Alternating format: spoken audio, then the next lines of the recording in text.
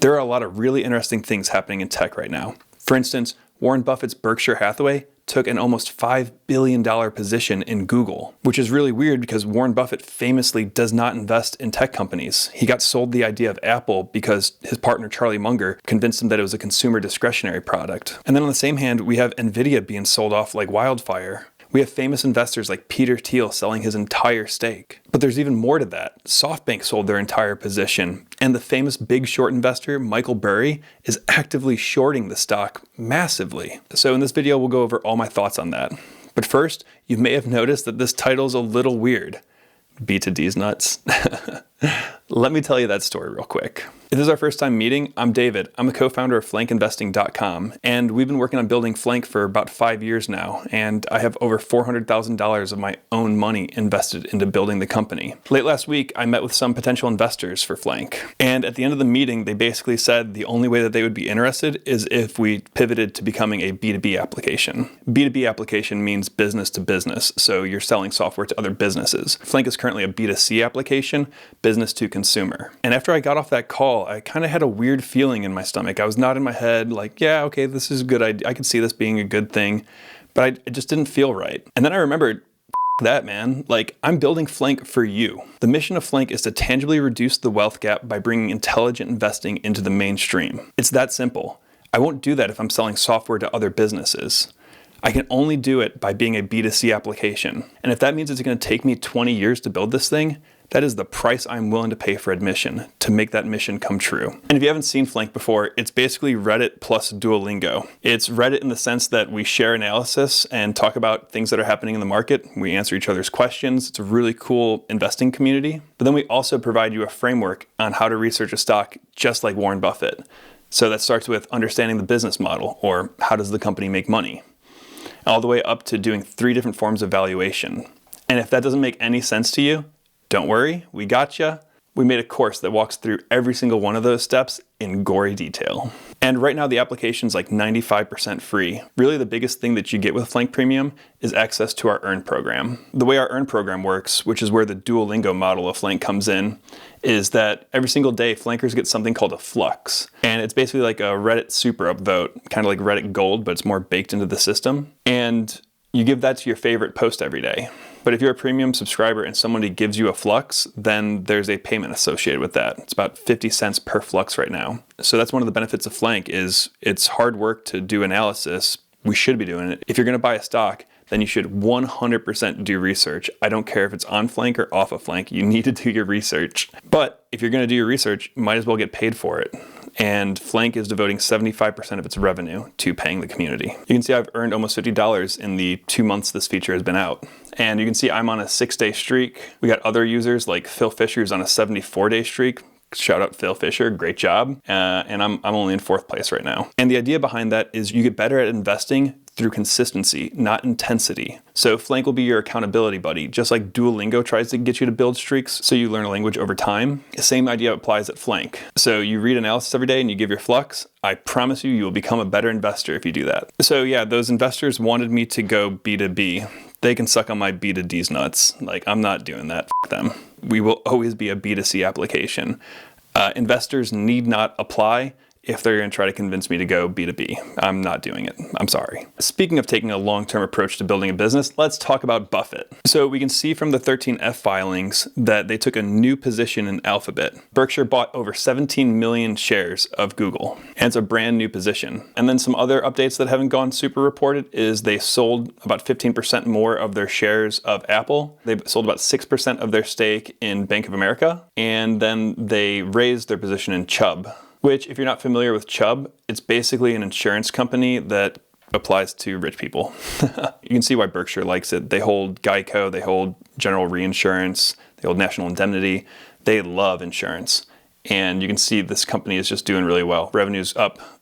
Revenue's been consistently growing. Their net profit margin is pretty stable. Their operating profit margin has been expanding over time. Net income's been growing really nicely. They've been buying back shares, which Buffett loves to see. They pay a dividend, good free cash flow. You can see why Buffett really likes this company. And then he sold 5% of his Nvidia position, sold almost 1/3 of his Verisign position, added to his position in Domino's, and then sold completely out of his position in D.R. Horton, which is a home builder. So it's not really fair to say that Berkshire is going on a buying spree right now, right? Remember, the market's almost at all-time highs, even with the recent pullback. In fact, if you add up all of the buying and selling activity Berkshire did this quarter, they still sold over $12.5 billion worth of stock. So they're net sellers. And Berkshire has been net sellers for over 12 straight quarters. But when I saw this news, I thought it was really interesting because Google's almost at an all-time high, which is a little abnormal for Buffett to be buying a tech stock at all-time highs. Then I remember from past shareholder meetings that they have talked about Google before.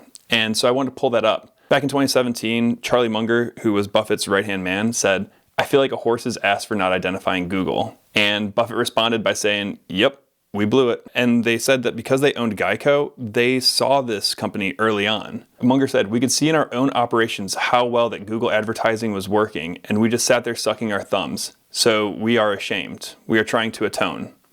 And then he made a joke, maybe Apple was our atonement, because Buffett bought Apple in 2016. And Buffett continued, he said, "We were Google's customer really early on with Geico. These figures are out of date, but I remember we were paying like $10 or $11 per click. Anytime you're paying somebody 10 or 11 bucks to punch a little thing where you have no cost at all, that's a good business, unless someone is trying to take it away from you." What he means by that last statement is really important. One of the biggest principles to understanding Buffett-style investing is assessing for an economic moat. In fact, in the flank research steps, we have an entire section dedicated to understanding the company's moat. And by moats, Buffett literally means a moat, like a castle has a moat. He says that capitalism is a very full body contact sport. And if you have a castle of profitability, you're going to have raiders, competitors, try to steal that from you. So it's important that you have a very big, durable moat that will prevent people from taking your profits. And then in that same meeting, Buffett had something really interesting to say. He said, "The guys that designed the Google prospectus, they came to me and they modeled it a little bit after Berkshire's owner manual. I had plenty of ways to ask questions and educate myself. I blew it." And that humility is something that I really admire about Warren Buffett. We just made a video talking about his last letter that he wrote, which might be his last letter of all time, which is heartbreaking. But he ended it by saying, "I write this as one who has been thoughtless countless times and made many mistakes, but also became very lucky in learning from some wonderful friends how to behave better." Still a long way from perfect, however. I want to specifically call that out because it's okay if you miss opportunities that you know you saw. You obviously don't want to, right? But it's okay if you miss an opportunity. The thing you have to do is you have to keep on going. And then I just have to make one plug because he mentioned Berkshire's owner's manual. If you haven't read this Berkshire's owner's manual, Google it. Google it and read it because it'll show you exactly the type of person you want leading your companies. It is a fantastic memo. So what am I doing with this news? Honestly, it makes me want to look at Berkshire more. Google's at an all-time high, but Berkshire Hathaway has actually been beat up pretty badly. The stock's been almost flat over the past 6 months, while the S&P 500 has been on a gain. And I think we're about to see a new era of Berkshire Hathaway as Warren Buffett steps down. And I like that I will also own Alphabet when I buy Berkshire, right? And Berkshire's more of a defensive play right now. I see a lot of risk and a lot of froth going on. And I think that having a company like Berkshire that is purpose-built for it to be recession-proof is a good move right now. All right, let's talk about everyone's favorite misanthrope, Peter Thiel. So Peter Thiel offloaded his entire Nvidia stake this recent quarter. And you can see it here with their 13F. He sold all the way out of his Nvidia position, which was worth about $84 million. And all the way out of his Vistra Corp position, which was only $40 million. But then he added Microsoft and Apple to his position, about $25 million and $20 million respectively. But here's the thing that I don't think enough people are talking about, because this is breaking through to mainstream news. If you look at the 13F history for Peter Thiel, he buys and sells out of companies all the time. He is not a long-term investor like Buffett. You can see that this is what his portfolio looks like now, and 2 quarters ago, this is what his portfolio looked like. There's different names. He's buying and selling out of companies all the time. Also, I just have to say, Peter Thiel isn't exactly a trustworthy actor. He's no stranger to being contrarian, and he's definitely a good investor. He's very, very smart. But he also has a $5 billion Roth IRA, which does not have to be reported in these 13Fs. And the only reason why we know that that $5 billion Roth IRA exists is because he was applying for New Zealand citizenship and had to disclose it. And Peter Thiel is a very famous venture capitalist. That's actually how he made his name, not through public market investing. Not even like 10% of his money is in these 13F filings. So I don't put a lot of stock into this news. And also, he's totally a misanthrope. Remember this clip from the Interesting Times podcast a couple weeks ago? You would prefer the human race to endure, right? You're hesitating. Yeah, well, yes? I don't know. I would. This is a long hesitation. This is a long hesitation. Wait, you're not sure if you want the human race to continue? Okay, then I don't want to think about you or talk about you or follow your investment strategy if you don't think I have a claim to this earth like you do. Ugh, ugh. The only thing I could find about what Peter Thiel has been doing with Nvidia is last year he spoke at the Aspen Ideas Festival and he said, quote, 80 to 85% of the money in AI is being made by one company, which he meant Nvidia, which Silicon Valley doesn't even know much about anymore. So there's a world in which he sold because he didn't understand it anymore. I don't know. We shouldn't put too much focus on this story. But the market really is looking at Nvidia and trying to figure out if it's going to perform well. JP Morgan is one of the bulls. In a Tuesday note, they recommended a short-dated option trade that will pay off if Nvidia stock climbs after they report earnings. I'm not going to do that. I don't do options. I've made millions of dollars in the stock market by just going long.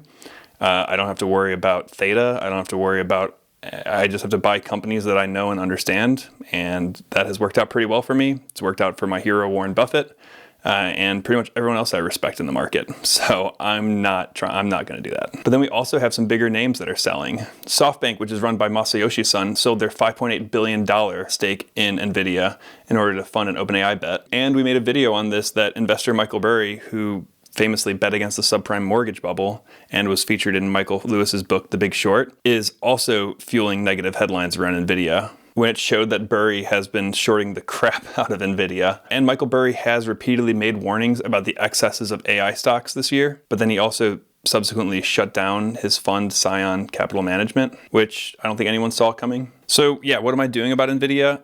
Nvidia is in my too hard pile. Like, even as a tech investor, I mostly play on the software side of things. It's what I do in my day job. It's what I love doing. And if you're worried about it and considering panic selling or doing something crazy, shorting the market, exiting the market, or anything like that, come to flankinvesting.com. Like, we'll chill you out. We'll make you nice and comfy.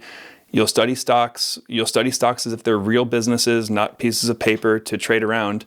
And you'll know what they're worth. You'll know what you own, why you own it, and what the value of it is. So yeah, come and say hi. And if you do join, especially if you join Flank Premium, then I'm really happy to meet with you one-on-one. I love doing customer interviews, talk to you about your investments, your history, your story as an investor, anything you want to talk about. And also I'll want to know what we can build in Flank to make it better for you. Because remember, they want me to go B2B, they can suck on my B2D's nuts.